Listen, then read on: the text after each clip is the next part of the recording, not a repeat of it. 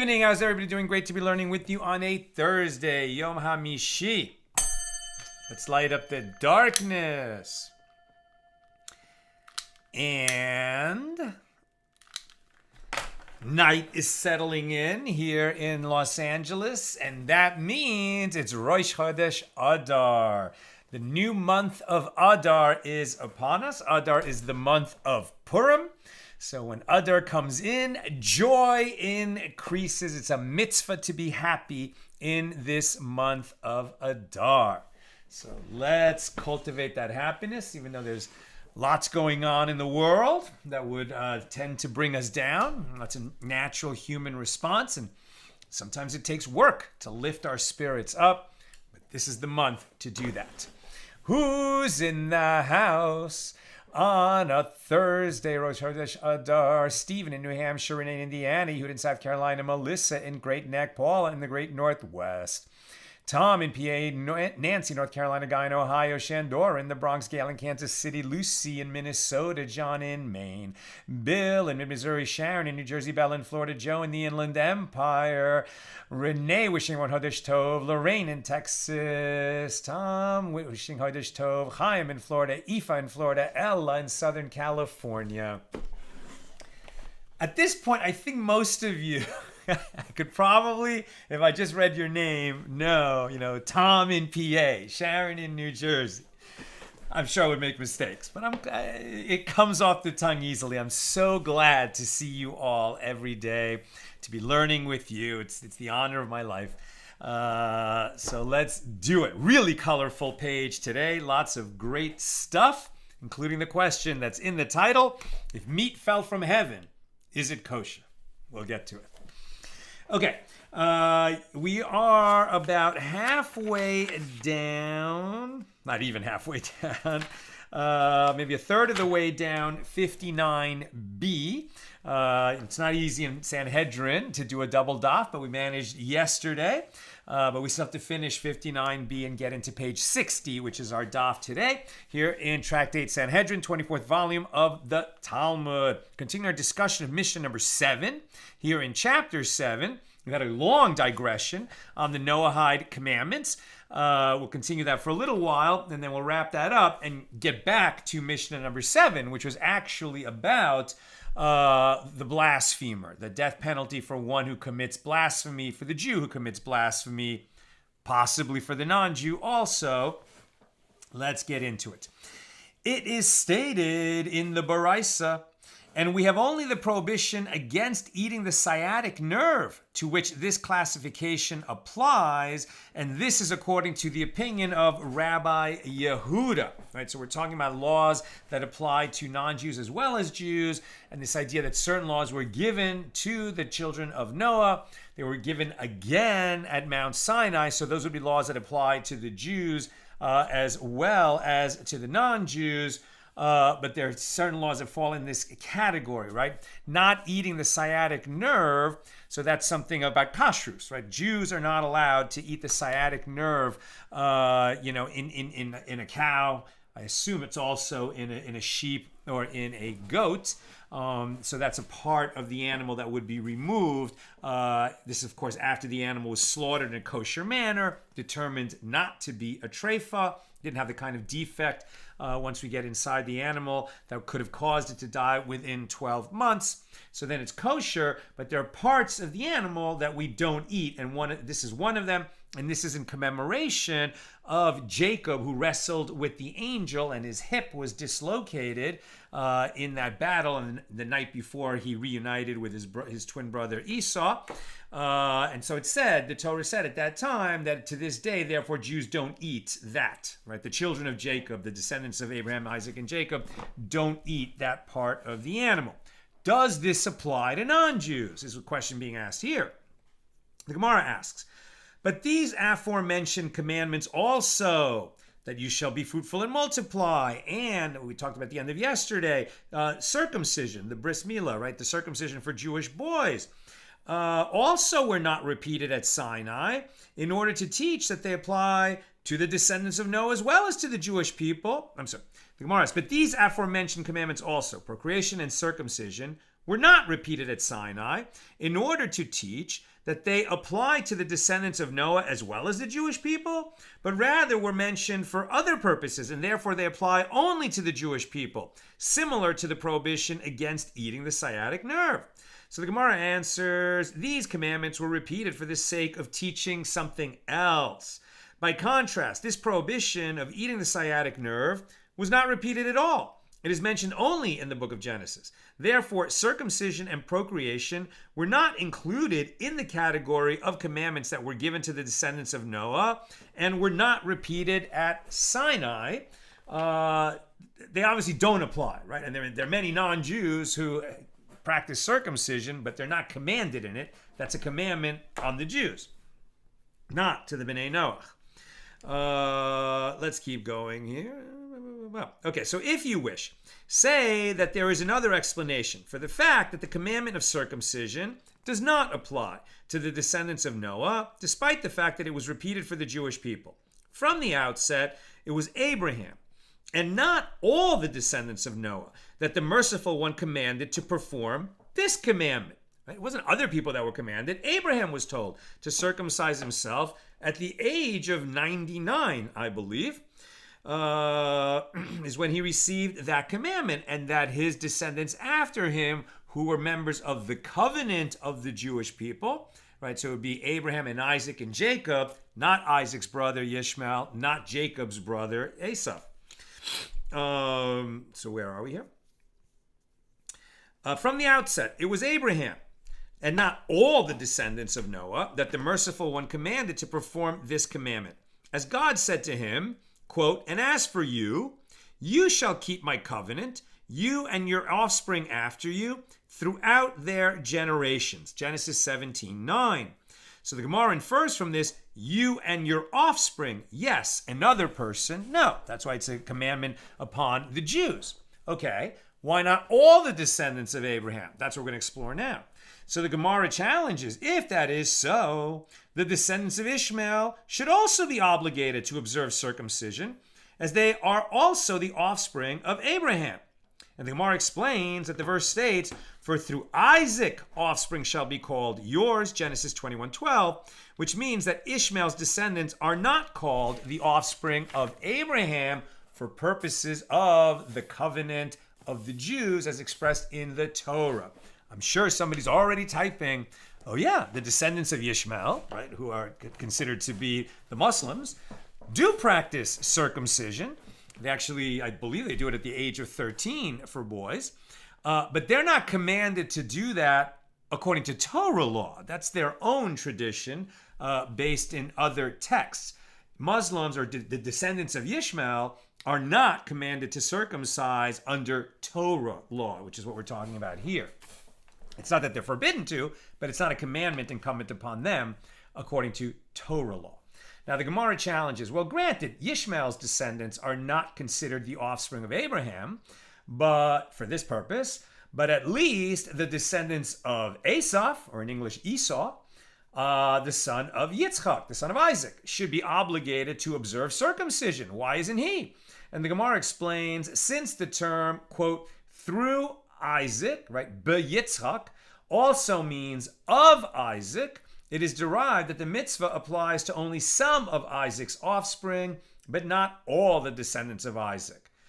Well, he only had two offspring, right? That would be Jacob and Esau. So if it only applies to some of them, and we know it applies to Jacob, it must be that it doesn't apply to Esau and his descendants. Rav Oshaya objects to this. If that is so, the descendants of Keturah, Abraham's second wife, should not be obligated to observe circumcision. The Gemara answers, Rabbi Yosef bar Avin says, and some say that it is Rabbi Yosef bar Hanina who says, that the verse, quote, and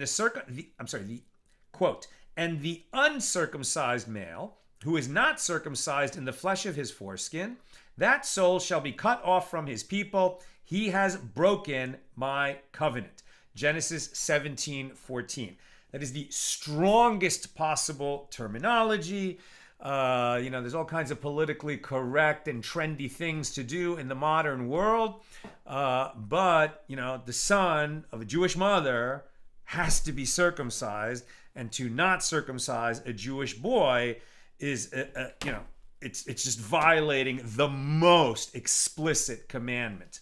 Or not the most, but among the most explicit commandments in the Torah. Perhaps the most. And this is stated, what? To include the descendants of Keturah in the obligation to observe circumcision. Very interesting, right? Who are the descendants of Keturah?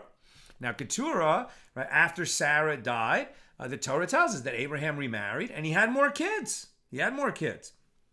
Where did those kids go?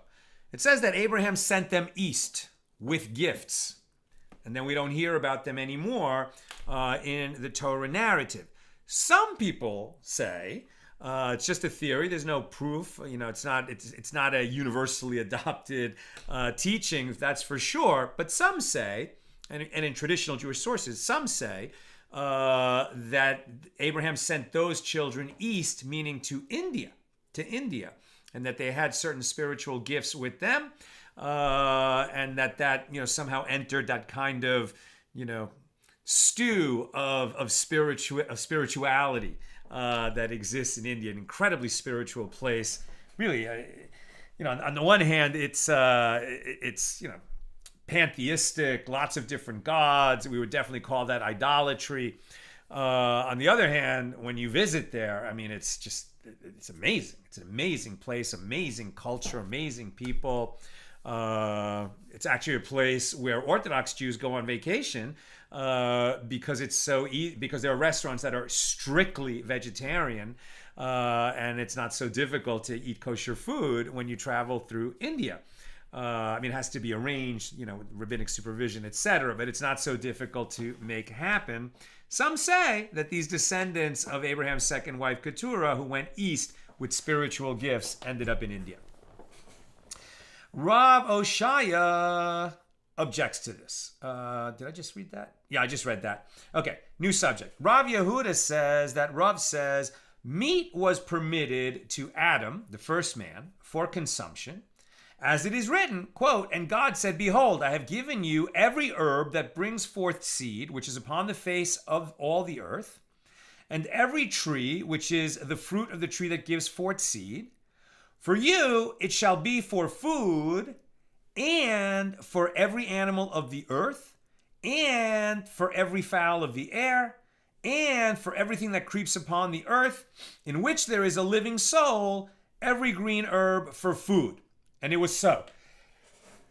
Well, that sounds, and that's the normal interpretation, like Adam and his descendants were not permitted to eat meat. The right to eat meat was only given by God to the humans after the flood, after Noah and his family came out of the ark.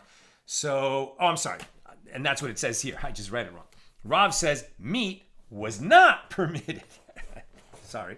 Meat was not permitted to Adam, the first man, for consumption, as it is written, right? He was given, the people at that time were given the right to eat every kind of fruit, herbage, etc., plants, not meat. Eating vegetation, so it is derived that God told Adam, eating vegetation is permitted to people and animals, but eating the animals of the earth is not permitted to you, right? But when the children of Noah came, God permitted them to eat meat. As it is stated, Genesis 9:3, every moving thing that lives shall be food for you. As the green herb I have given you all. Right? So at that time, seems like the humans could eat anything they wanted. Right? Humans are a different class, obviously. They're sentient beings who recognize God and speak, etc. And it sounds like they could eat any animal. Right? Obviously, Jews can't. But it sounds like the Bnei Noach were given the right to eat any animal. Now, one might have thought that accordingly, even the prohibition against eating a limb from a living animal does not apply to the descendants of Noah. Therefore, the verse states, only flesh with its life, which is its blood, you shall not eat. One might have thought that the prohibition against eating a limb from a living animal applies even to creeping animals. Therefore, the verse states only, a term used for exclusion, indicating that creeping animals are not included. This could include, insects, obviously, creeping things like, a sheretz. unclear. Like, are we also talking about little mammals? Are we talking about like mice? Certainly we're talking about insects, which are not like mammals, right? Don't have blood in the same way that mammals do, and so it doesn't sound like they're included in that prohibition. The Gemara asks, and what is the derivation? What is the proof that it is creeping animals that are excluded from this prohibition and not an other type of animal? So Rav Huna says the term its blood indicates that the prohibition pertains to animals whose blood is halachically considered separate from their flesh. That's mammals and birds. But this excludes creeping animals whose blood is not considered separate from their flesh. The Gemara raised an objection to the assertion that eating meat was prohibited to Adam. From the verse, quote, and have dominion over the fish of the sea and over the fowl of the air and over every living thing that creeps upon the land. That's Genesis 1:28. So what does it mean that the humans have dominion over all the other animals? Doesn't it mean that they can eat them? Why couldn't they eat them? So the Gemara answers, no, that verse is referring to using animals for labor. Okay, so we can't eat. Adam was told he has dominion over the animals. Doesn't mean he can eat them. It means he can use them for labor. Okay, well, that certainly makes sense with respect to horses and oxen and donkeys. But what about fish and birds? Do we use fish and birds for labor? I guess you could think of like carrier pigeons. We use birds for labor in that way. But what about fish? Do we use them for labor? Let's see. The Gemara asks, but are fish capable of performing labor? The Gemara answers, yes, they are capable. In accordance with the statement of Rachava, as Rachava asked the following question. If one drove a wagon to which a goat and a shibuta fish were harnessed together, what is the law?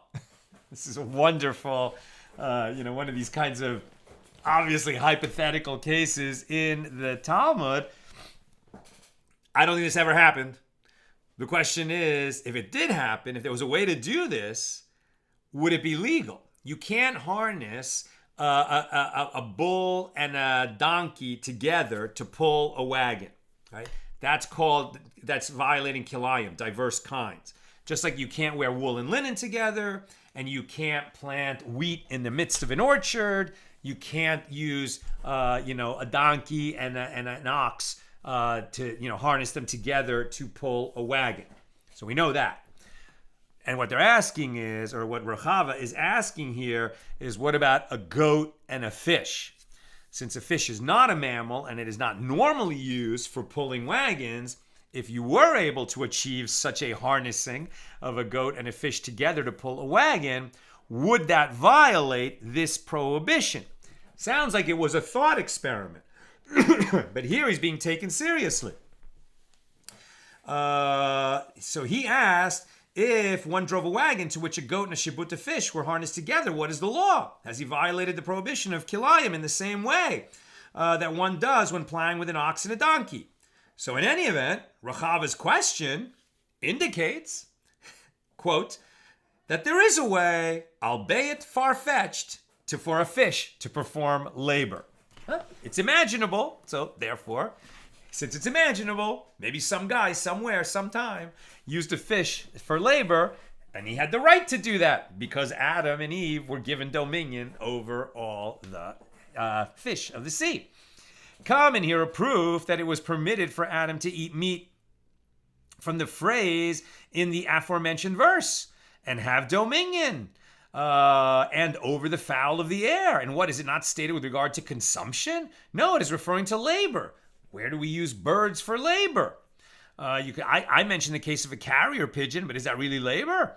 So the Gemara asks, but are birds capable of performing labor? And the Gemara answers, yes, they are capable. As Rav bar Rav Huna raises a dilemma. If one threshed with geese and chickens, what is the law according to the opinion of Rabbi Yosef, the son of Rabbi Yehuda? Now that question was asked in a very different context. Right, Rabbi Yosef, the son of Rabbi Yehuda, derives from the verse, you shall not muzzle an ox when it treads, in Deuteronomy 25:4, that a laborer in a field is entitled to eat from the produce during his work only if his work involves both his hands and his feet, like an ox, which treads with its forelegs as well as its hind legs when it's threshing, right? Threshing means like you put wheat on the floor of the threshing floor, and the cattle walk on it and kind of crush it and do some of the work of bringing the grain, through the process that eventually will become flour. Now, Rabba bar Rav Huna raised a dilemma.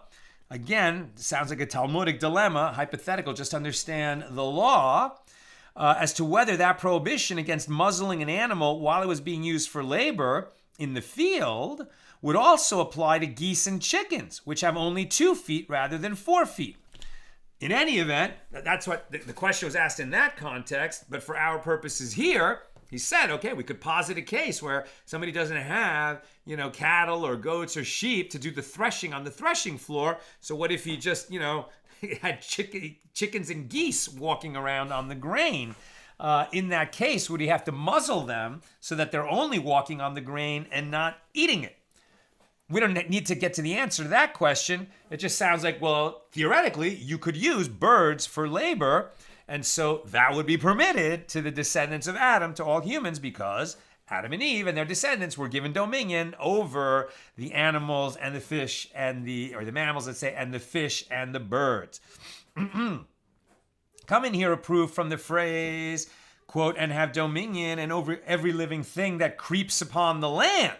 That was also included in what the humans have dominion over. Who's going to use insects for labor? Creeping animals certainly cannot be used for labor. So apparently the verse is referring to eating them. And the Gemara answers that phrase comes to include the snake, which was capable of performing labor when it was created. Fascinating. As it is taught in a baraisa that Rabbi Shimon ben Manasseh says, woe over a great attendant that has been lost to the world. As had the snake not been cursed that it should go on its belly, there would have been 2 fine snakes at the disposal of each and every one of the Jewish people. One he would send to the north, and the other one he would send to the south to bring him precious sandalbonim, a type of precious stone, and other precious stones and pearls. And moreover, he would attach a strap under the snake's tail like a harness to an animal, and use it to take dirt out of his garden and to rebuild his ruin, as he does with other animals. And this demonstrates that the snake was capable of performing labor, and I guess it was also capable of talking, and that's how it seduced, Eve and then Adam to eat from the tree of the knowledge of good and evil. And then the snake was cursed to go on its belly and to be perpetually in enmity with women in particular and humans generally. But if that not happened, then the snake might have been a beast of burden that the humans would have dominion over and could work. The Gemara raises an objection to this from a baraisa, raises an objection from a baraisa to the assertion that eating meat was prohibited to Adam. Right? We've been arguing back and forth. Was Adam allowed to eat meat? The standard view is no. Humans did not get the right to eat meat until Noah. Right? But now there's been a few views that he was allowed to eat meat. Here is another objection to the view that Adam was prohibited to eat meat. Rabbi Yehuda ben Tema would say Adam, the first man, would dine in the Garden of Eden, and the ministering angels would roast meat for him and strain wine for him. It's an amazing barbecue in the Garden of Eden. And the snake glanced at him, at Adam, and saw his glory and was jealous of him. And it was for that reason that the snake incited Adam to sin and caused his banishment from the garden. So according to this, evidently Adam would eat meat. And the Gemara answers, well, there the reference is to meat that descended from heaven, which was created by a miracle and was not the meat of animals at all. What kind of meat was Adam eating in the Garden of Eden? Impossible burger. It tastes just like meat, but it's not meat from an animal. The Gemara asks, is there such a thing as meat that descends from heaven? And the Gemara answers, yes. And it is like this incident. Now we're saying not hypothetical. This happened. If you believe none of the stories of the sages that sound miraculous, you're a heretic. If you believe all of them,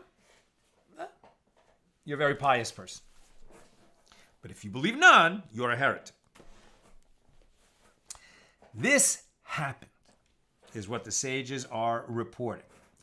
As Rabbi Shimon ben Chalafta was walking along the way, he encountered those lions that were roaring at him, intending to eat him. And he said a verse from Psalms, Psalm 102, verse 20, Psalm 104, verse 21. The young lions roar after their prey and seek their food from God. And they deserve to receive food. So 2 thighs of an animal descended from heaven for him. The lions ate one of those thighs, and they left the other one. So Rabbi Shimon ben Chalafta picked up that thigh of meat, and he took it, and he entered the study hall. And he inquired about it from his fellow sages. Is this thigh a kosher item or a non-kosher item? He doesn't know what animal this meat came from. He certainly didn't see it slaughtered by a kosher butcher. It miraculously came from heaven. So is it permitted for eating? There's no way to know if it's kosher or not. So he's asking. The sages said to him, of course it's kosher, as a non-kosher item does not descend from heaven. When meat comes from the sky, it's kosher. In connection to that story, it is related that Rabbi Zera asked Rabbi Abahu, if the likeness of a donkey had descended for him, then what would the law have been? Would it have been permitted? Right? If, in other words, meat that comes from heaven is kosher. But if it came down where the meat looked clearly like meat from a non-kosher animal, a donkey's a non-kosher animal for eating, then will we still eat it? And Rabbi Abahu said to him, foolish bird, Yarud Nala.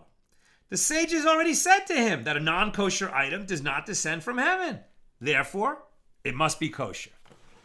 If meat miraculously comes down to you from heaven, you can eat it. According to that view. Is there a halach on this? No, there's notes and background, but not a halacha on that. In the Baraisa, now new subject. In the Baraisa that lists the Noahide mitzvahs, the Noahide commandments, on page 56a, it is stated that Rabbi Shimon says that the descendants of Noah were also commanded concerning the prohibition against engaging in sorcery. So the Gemara asks, what is the reasoning behind the opinion of Rabbi Shimon? The Gemara answers, as it is written, you shall not allow a witch to live, Exodus 22:17. And it is written in the following verse, whoever lies with an animal shall be put to death. So it is derived from here that anyone who is included in the prohibition of whoever lies with an animal, and this includes Gentiles, would also be included in the command, you shall not allow a witch to live. Now we're on page 60a. The Baraisa teaches that Rabbi Lazar said that descendants of Noah were also commanded about the prohibition of diverse kinds. Right? Like I said before, you can't wear wool and linen together. You can't plant wheat in a vineyard, for example, and you can't have an ox and a donkey pull a cart together. Are the Noahides, right, are the non-Jews obligated in this commandment? No, but why not? So the Gemara asks, from where are these matters derived? Shmuel says they're derived from that which the verse states, my statutes you shall keep. You shall not breed your animal with a diverse kind. You shall not sow your field with 2 kinds of seed. Leviticus 19:19. So God is saying, keep the statutes that I have already instituted for you, i.e. commandments that were already given to the descendants of Noah, namely, you shall not breed your animal with a diverse kind. You shall not sow your field with 2 kinds of seed. Now the Gemara derives the details of this prohibition from the verse, just as the Noahide prohibition concerning your animal applies with regard to breeding animals of different species and not with regard to plowing with animals of 2 different species working together. which is prohibited only for Jews, so too the Noahide prohibition in your field applies with regard to grafting one species onto another, which is equivalent to breeding. But it is not prohibited for Gentiles to sow different seeds together in the same field. And furthermore, just as the Noahide prohibition against breeding your animal applies both in the land of Israel and outside the land of Israel, so too the Noahide prohibition against grafting diverse kinds in your field applies both in the land of Israel and outside the land of Israel. Let's just read where the law ended up here. The halacha, according to Rambam, descendants of Noah are prohibited from breeding animals of different species. And similarly, they are prohibited from grafting trees of different species with each other. Shmuel's discussion of Rabbi Elazar's statement indicates that he accepts his opinion as the law. And that's why Rambam derives that that is the law. The Gemara asks, if that is so, that the term my statutes is understood as referring to mitzvahs that were already given to the descendants of Noah, then the verse, you shall therefore keep my statutes and my ordinances, Leviticus 18:5, referring to the entire Torah, should also obligate the descendants of Noah, as it would be referring to statutes that I have already instituted for you. And the Gemara answers, there the verse states, you shall therefore keep my statutes, indicating only those statutes that I'm giving you now. Whereas here in the verse concerning diverse kinds, the wording is my statutes you shall keep, meaning statutes that obligate you from the outset you shall keep in the future. And that finally completes a discussion of the Noahide commandments. But interesting, right? It seems that according to Torah law, non-Jews who created a mule, right, bred a horse and a donkey, would have violated this commandment. Now, going back to our discussion of Mishnah number 7 here in chapter 7, which was about blasphemy. We're going back to that subject. Okay. The Gemara returns to the law stated in the Mishnah with regard to one who blasphemes. It was stated in the Mishnah that Rabbi Yehoshua ben Korcha said that during the trial of the blasphemer, the judges asked the witnesses to use an appellation for the name of God so that they do not utter a curse of God's name. Recall that for the blasphemer to be found guilty of the crime of blasphemy, he would have to curse God's name using a different name of God. It's a hyper-specific crime. Hard to imagine where this would come up, but those are the requirements. Those are the elements of this transgression. So if that happened, if somebody heard God's name being cursed in this emphatic manner, where it's something like God, somebody has to believe in God and curse God using a different name of God while cursing the first name of God. It's very unusual. But if such a thing happened, right, then anybody who heard that, that's a terrible thing to hear somebody curse God's name. As we're going to read, you have to tear your clothing if you hear somebody curse God's name. And so what we don't want to do is when there's the trial of the blasphemer, repeat the curse. And that's why they're saying that during the trial, when the witnesses are testifying about this, they'll basically use some euphemisms so it's clear what they heard and what they saw, but they don't want to repeat the curse themselves. And so, specifically, they would use the sentence, let Yosei smite Yosei. Yosei is a name, but it's a name in Hebrew, Yosei, like Josie, Jose, right?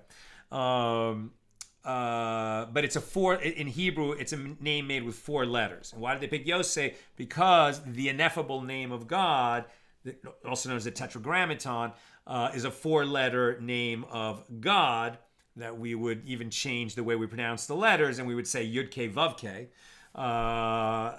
to indicate that. So we don't even want to come close to talking about cursing God's name, and that's why, as a euphemism, they would say, well, what this guy said was, let Yosei smite Yosei, and we would understand they use one name of God to curse another name of God.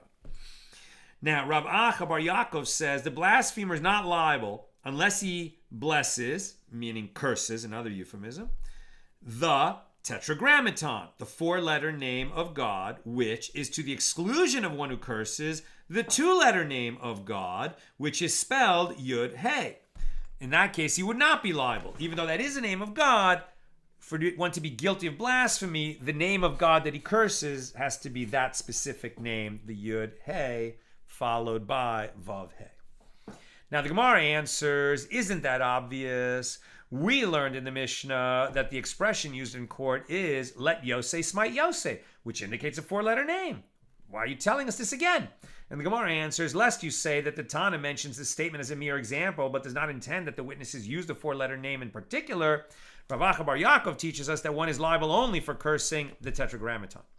There are those who say that Rav Acha bar Yaakov says as follows, conclude from the Mishnah that the tetragrammaton is also a name for which one is liable, and he is liable not only for cursing the 42-letter name of God, much longer name of God. The Gemara asks, isn't that obvious? We learned in the Mishnah that the expression used in the court is let Yosei smite Yosei. And the Gemara answers, lest you say that one is not liable unless there is a grand name that he curses, i.e. the 42-letter name of God.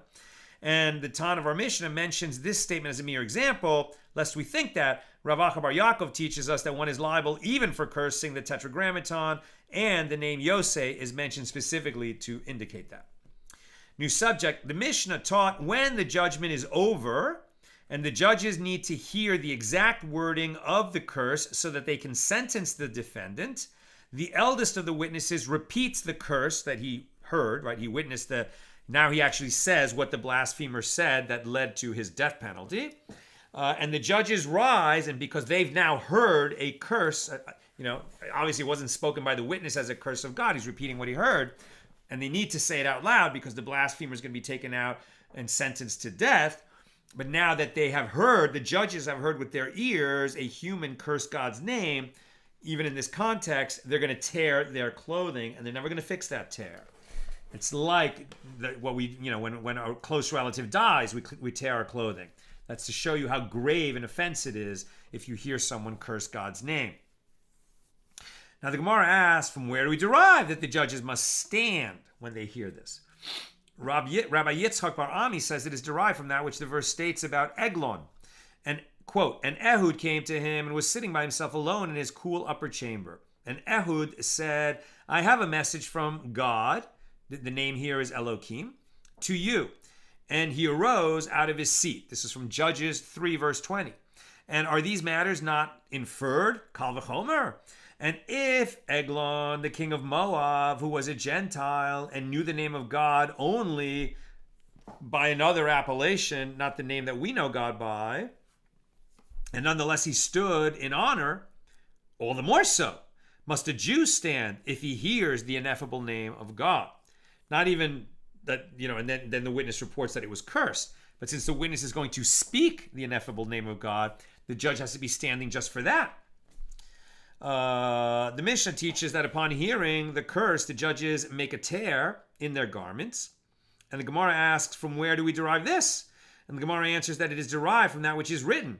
Then came Eliakim, the son of Hilkiah, who was over the household, and Shebna the scribe, and Joah, the son of Asaph, the recorder, to Hiskiyahu with torn garments. And they told him Rab Shaka's statement in 2 Kings 18:37. Right, this is all about King Hiskiyahu, who was righteous. So apparently, since they heard the blasphemous statement of Rabshakeh, they were obligated to make a tear in their garments. So it is furthermore stated that the judges do not ever fully stitch that tear together again. And the Gemara asks, from where do we derive this? Right, they tear their garments when they hear somebody curse God's name, and they never repair that tear. They can mostly repair it, but there's going to be some evidence of that tear forever in their garment. Rabbi Bahu says it is derived by means of a verbal analogy between the tearing stated in this regard and the tearing stated with regard to Elijah's ascendance to heaven. It is written here with regard to those who heard Rabshakeh's blasphemy, quote, with torn garments, and it is written there, and Elisha, the prophet, saw it, and he cried, my father, the chariots of Israel and its horsemen. And he saw him no more, and he grabbed hold of his clothes and tore them into two pieces. He didn't actually see Elijah die, but he saw Elijah leave this world, and then he tore his garment. So from the meaning of that which is stated, and tore them into two, do I not know that they are pieces? And why must the verse state pieces? This teaches that they remain torn forever. They may never be fully stitched back together, but only partially sewn. Likewise, when we tear clothing for somebody who died, we don't repair that garment, make it invisible, and go on wearing it. Most people don't repair it at all. Whatever they were wearing when they lost a very close relative, like a parent, and they tore at that time, they just put that garment away in a closet and never wear it again. The sages taught both one who hears the curse himself and one who hears it from the one who heard it are obligated to make a tear in their garments. But the witnesses are not obligated to make a tear when they testify, as they already made a tear when they heard it from the blasphemer himself. And by the way, here it's not somebody whose close relative died. It's that you heard some other person utter a curse of God's name or a witness repeat it, right? And people back then had much fewer articles of clothing. So it's a big thing to say, now you tear it and you can never fix that tear. You can mostly repair it, but there's going to be evidence of that tear in your garment forever. The Gemara asks, and if they made a tear when they heard the curse, what of it? Aren't they also hearing the curse now? The Gemara answers, it should not enter your mind that they are obligated to make a tear a second time. As it is written, and it came to pass when King Hiskiyahu heard the statement of Rabshakeh that he tore his clothes. And it can be inferred that King Hiskiyahu tore his clothes. But those who reported the blasphemy did not tear their clothes a second time. When you hear it, you tear your clothing. And the judges are hearing it for the first time when it's spoken in their courtroom, and that's why they tear their garments then. But the witness who heard it the first time, he should have torn his garment then. He doesn't have to tear it in court when he repeats it. Rav Yehuda says that Shmuel says one who hears a mention of God's name in a blasphemous manner from a Gentile is not obligated to make a tear in his garments. And if you object and say that those who heard the blasphemy of Rabshakeh made a tear in their clothes even though he was a Gentile, then you would be wrong. Because Rabshakeh was an apostate Jew. He wasn't a Gentile. And Rav Yehuda says that Shmuel says one makes a tear only for hearing a curse of the ineffable name of God, the four-letter name, to the exclusion of hearing a curse on some other appellation for a name of God, for which one does not make a tear. And the Gemara notes, and Shmuel disagrees with Rav Chia with regard to two matters. As Rav Chia says, one who hears a mention of God's name in a blasphemous context nowadays is not obligated to make a tear, as if you do not say so, the entire garment will be full of tears. Right? By the time the sages were talking, which is 2,000 years ago, the spiritual level of the society they were in had already sunk, maybe in the Jewish society, and these guys are also in Babylonia. They're surrounded by other people, but they're saying that people were not taking God's name seriously, and they were saying all kinds of things in kind of offhand manner that if you took it seriously, you'd have to tear your garments constantly. The Gemara clarifies, from whom does one hear these mentions of God's name about which Rabbi Chia says that one's entire garment would be full of tears? If we say that he hears from it a Jew, if we say that he hears it from a Jew, sometimes there's little typos here, are Jews irreverent to such an extent that they demean the name of God constantly? Rather, it is obvious that Rabbi Chia is referring to hearing it from a Gentile. And if you say that the reference is to cursing the ineffable name of God, have the Gentiles learned the ineffable name of God? How would they know it? They have no knowledge of this name. Rather, is it not referring to cursing by an appellation of God's name? Right? Even though there are people, I'm just not even going to say it, especially in this context, there are certain other religions that look into the Hebrew Bible, see that name of God, and they pronounce it out loud. And they have kind of an English pronunciation for that name and a kind of more Hebrew style pronunciation. And they think they're saying, the Hebrew name of God. But our tradition, I would say that, we are, right? We are the custodians of the law, of the Torah that was given to the Jewish people at Mount Sinai. We don't say that name, right? And when non-Jews say it, well, they're saying what they think is that name, the way they think it's pronounced, but they're wrong. We don't even know how that name is pronounced. We haven't said it in thousands of years, where people are just kind of making up based on logic. Nice, logic only goes so far. But we don't know how that name is pronounced. And so what they're saying is, when non-Jews pronounce the name of God, they're doing, some kind of derived name, some kind of symbolic name, some kind of stand-in name for the actual ineffable name of God. that we haven't pronounced in such a long time. That name was said sometimes in the Holy Temple. There's also the 42-letter name of God, by priests who had been trained specially how to say it, when to say it, and especially when not to say it. But we haven't said it since the temple was destroyed. And conclude from it that it is specifically nowadays, and they're speaking 2,000 years ago, that according to Rav Chia, one is not obligated to make a tear in his garment, or let's say 1,500 years ago. It is specifically nowadays that according to Rav Chia, one is not obligated to make a tear in his garment when hearing the curse of a Gentile and when hearing a curse of God that referred to God with such an appellation. But initially, when the fundamental law was practiced, one was obligated to make a tear in these cases, contrary to the opinion of Shmuel. And the Gemara affirms, indeed, conclude from it that this is so.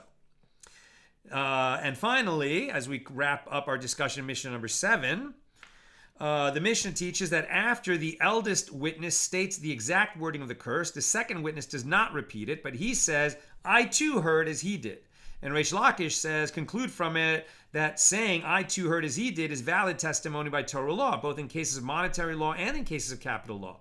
And the requirement that every witness must relate his testimony separately is a higher standard that the sages instituted. And here, since it is not possible to fulfill this requirement, as it is not appropriate for a blasphemous statement to be repeated several times, the sages established the matter according to Torah law and did not require that every witness repeat the curse. As, if it enters your mind that saying, I too heard as he did, is not valid testimony by Torah law, here in the case of blasphemy, would we execute the man without full testimony because it is not possible to allow the repetition of blasphemy? No, we would never impose a death penalty if it wasn't by Torah law. So clearly such testimony is valid by Torah law, but in cases other than blasphemy, we would make each witness repeat everything that he saw and heard, and it wouldn't be sufficient to say, yeah, I heard the same thing he did. And the Mishnah teaches, and the third witness says, I too heard as he did. And so the Gemara comments, the unattributed Tan of the Mishnah holds in accordance with the opinion of Rabbi Kiva, who compares 3 witnesses to 2. Rabbi Kiva maintains that just as in a case where there are 2 witnesses, the disqualification of one disqualifies all of the testimony, so too, even if there are 3 witnesses and one of the 3 is disqualified, all of the testimony is disqualified, even though there would still be 2 witnesses who are qualified. But if 3 come as a group and one of them is disqualified, then the whole testimony is thrown out. And that concludes our discussion of Mishnah number 7 here in chapter 7. Now, Mishnah number 8 at the top of page 60b. One who worships idols is executed by stoning. And this includes one who worships an idol, and one who slaughters an animal as an idolatrous offering, and one who burns incense as an idolatrous offering, and one who pours a libation in idol worship, and one who bows to an idol, and one who declares that he accepts an idol upon himself as a god, and one who says to an idol, you are my God. But with regard to one who hugs an idol, or one who kisses it, or one who cleans it, or one who sprays water before it, or one who washes it, or one who rubs it with oil, or one who dresses it, or one who puts shoes on the idol, he transgresses a prohibition, but he's not liable to receive capital punishment. With regard to one who vows in an idol's name and one who affirms his statement by an oath in its name, he transgresses a prohibition, he's not liable to the death penalty. One who defecates before the idol known as Baal Peor is liable to receive capital punishment, even though defecating is a degrading act, as for the idol Baal Peor, that is its form of worship. The people in the cult of Baal Peor would defecate in front of the statue as a form of worshiping the statue. And likewise, one who throws a stone at Mercury is liable to receive capital punishment, as that is its form of worship. Here we're talking about Jews, right? Jews who engage in idolatry would be liable to the death penalty. Again, there's a million different reasons why the death penalty would not actually be carried out on such a person, but they should know that the crime of a Jew committing idolatry would render him liable to the death penalty if all the other conditions were met. Now the Gemara, what is added in the Mishnah by stating the phrase one who worships? Since worship is the general description of all actions detailed in our Mishnah, we're talking about idolatry, why is this phrase necessary? So Rabbi Yirmiyah says that this is what the Mishnah is saying. One who worships an idol in its typical manner of worship is liable to be executed. And furthermore, one who slaughters an animal as an idolatrous offering, and one who burns incense, and one who pours a libation, and one who bows to an idol, they are all liable to be executed. And this applies even if this manner of worship is not the idol's typical manner of worship. Even if the idol in question is not typically worshipped in these ways, these specific acts are still considered worship. And therefore, if done in front of an idol, they're considered idol worship, which is to say, idolatry that renders one liable to a death penalty. Why? Because these are the ways in which God is worshipped in the temple. So if somebody does the kind of practices that we use to worship God in the Holy Temple to an idol, he would be guilty of idolatry, even if that idol is not normally worshipped in that way. And the Gemara suggests, and let the Mishnah also count sprinkling the blood of an offering, which is also one of the sacrificial rites in the temple. Abaye says sprinkling the blood of an offering is the same as pouring a libation, since they are essentially one sacrificial rite, as it is written, I will not pour their libations of blood, Psalm 16 verse 4, indicating that sprinkling the blood of an offering is also referred to as offering a libation, and therefore somebody, if a Jew did that in front of an idol, he would be guilty of avodah zarah, of prohibited idolatry. Now the Gemara asks with regard to the law that one is liable for worshiping an idol in these manners, even if they are not the way that the idol is typically worshipped. From where are these matters derived? And the Gemara answers, as the sages taught in a Baraisa with regard to the verse, one who sacrifices to the gods shall be utterly destroyed, except to the Lord alone, meaning only to the Lord alone may you bring sacrifices. Exodus 22:19. If it were stated, one who sacrifices shall be utterly destroyed, I would have said that the verse speaks of one who slaughters a sacrificial animal outside the temple courtyard, referring to a severe transgression that is stated elsewhere in the Torah. Therefore, the verse states, to the gods, indicating that the verse speaks of one who slaughters an offering to an idol. The Baraisa asks, from here I know only the law of one who slaughters an offering to an idol.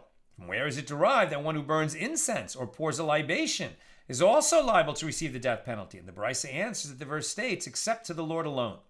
The verse emptied out, i.e. designated all the sacrificial rites to the ineffable name of God, indicating that one who performs any of these rites in idol worship is liable. The Baraisa asks, since slaughter is singled out from all the forms of worship to be mentioned in this verse in order to derive from it that with regard to all the sacrificial rites performed inside the temple, one who performs one of these rites in idol worship is liable to receive capital punishment. From where is it derived that this law includes bowing down to an idol, which is not a sacrificial rite in the Holy Temple?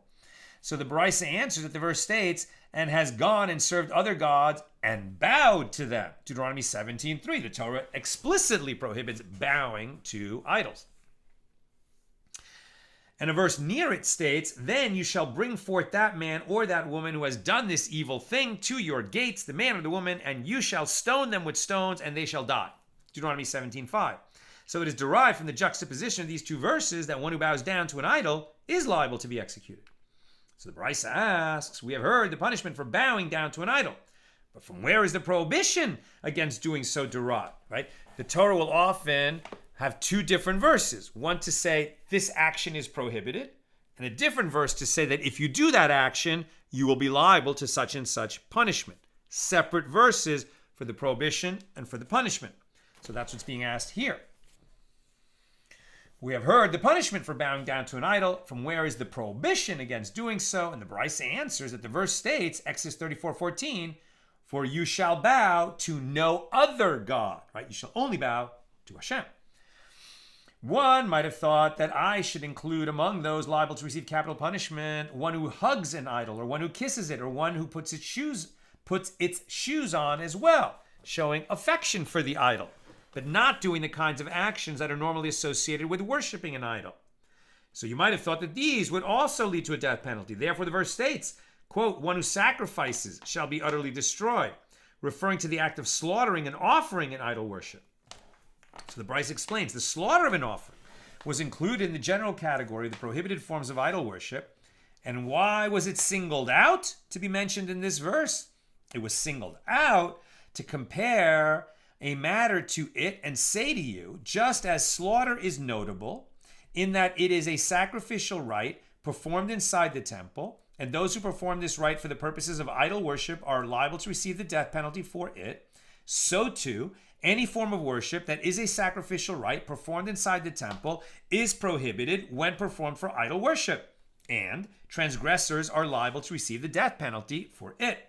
Therefore, the act of bowing to an idol is singled out to be mentioned in a separate verse to derive the death penalty for that action itself, despite the fact that it is not a sacrificial rite performed in the temple, whereas the slaughter of an offering is singled out to be mentioned in order to derive from it the principle with regard to the entire category, namely that generally one is not liable to receive capital punishment for a form of worship that is not performed in the temple. I'm almost done. Questions or comments, please get them in now. And the Gemara proceeds to clarify the Baraisa. The master said in the Baraisa, I would have said that the verse speaks of one who slaughters a sacrificial animal outside the temple courtyard. And the Gemara asked, the punishment for one who slaughters a sacrificial animal outside the temple courtyard is kares, not capital punishment imposed by an earthly court. As it is stated, each and every man who offers a burnt offering or sacrifice and does not bring it to the entrance of the tent of meeting to sacrifice it to the Lord, even that man shall be cut off from his people. That's kares. As we've talked about many times, kares is death at the hands of the heavenly court. What does it mean? We're not sure exactly. Most say it's something like your life will be shortened or bad things will happen to you, but it's not capital punishment at the hands of an earthly court. Therefore, how can the Baraisa suggest that a verse mentions capital punishment? Therefore, how can the Baraisa suggest that a verse that mentions capital punishment could be referring to this transgression for which the punishment is not capital punishment at the hands of an earthly court? And the Gemara answers, it might enter your mind to say that in a case when the witnesses warned the transgressor not to slaughter the offering outside the temple, he is liable to receive the death penalty. But in a case where they did not warn him, he is liable to receive kares. Therefore, the Baraisa teaches us that one who slaughters an offering outside the temple is not liable to receive the death penalty, even if he was warned. The punishment remains kares. Okay. Let's take some questions and comments.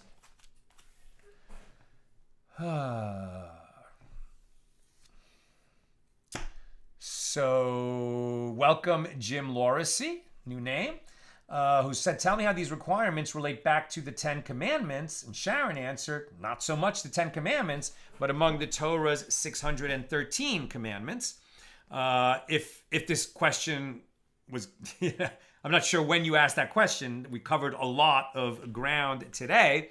If we're talking about commandments that Jews are obligated in, right? So they're all listed throughout the Torah, and our sages have counted them in their 613 commandments that Jews are obligated in. And then non-Jews are not obligated in the Ten Commandments. They are obligated in the 7 commandments that were given to all humans, the descendants of Noah. And how do we know that non-Jews are not obligated in the 10 commandments? Because one of those commandments is Shabbos. You shall keep Shabbos, right? Keep Shabbos according to all the laws and strictures of keeping Shabbos. That is not a commandment that non-Jews are obligated in. Other people might have their understanding of keeping a day of rest, like having a Sabbath day, but it won't be according to the same requirements. We talked about this yesterday. Jews can't cook on the Sabbath. Non-Jews certainly can cook, right, on their Sunday, for example. So there's a lot of distinctions. That's what the Torah is all about, is distinctions. It's interesting because I think most Americans would think that the 10 Commandments are for all people. But then if you look into it, and so what's also interesting about that is the 10th commandment, thou shalt not covet. Now, wonderful spiritual practice to, raise yourself up and beyond coveting, wanting something that's not yours. Because when you covet what other people have, you're saying that God was wrong to give that person what he has and not give it to you, right? Like God made a mistake, right? That's a reason why, it's included in the 10 Commandments. As a spiritual practice, as a practice that promotes healthy and well-being and peace, inner peace, overcoming covetousness is wonderful practice. but it's not one of the 7 Noahide commandments. It is one of the 10. With regard to laboring fish, Renee said, like SeaWorld harnesses the killer whales to pull humans. They certainly do. I would argue that killer whales are not fish, right? I think that, I don't know that fish can be trained the way that dolphins and killer whales and other mammals can be trained. I don't know that fish have that kind of ability. I've heard that octopi, interesting. You can get to know an octopus and he has a personality. I think that's very interesting. I don't know if that's true or not. But this idea of harnessing fish, maybe in the same way that killer whales can be trained and harness, fish can, but I don't know that I've ever heard of it. Shandoris says, maybe he made a friend with a dolphin. And Chaim in Florida says, fish doing labor when a fisherman uses a fish as bait. Interesting. Very interesting. Very interesting. I have to think more about that. About mixed species laboring together, Lucy says, I could see a goat on the ground and a big fish in the water, both working at pulling the barge, right? So that was Shimon ben Chalafta's thought experiment. He could see it too. I wonder, because what's interesting about that is, you can't make the fish swim in the right direction.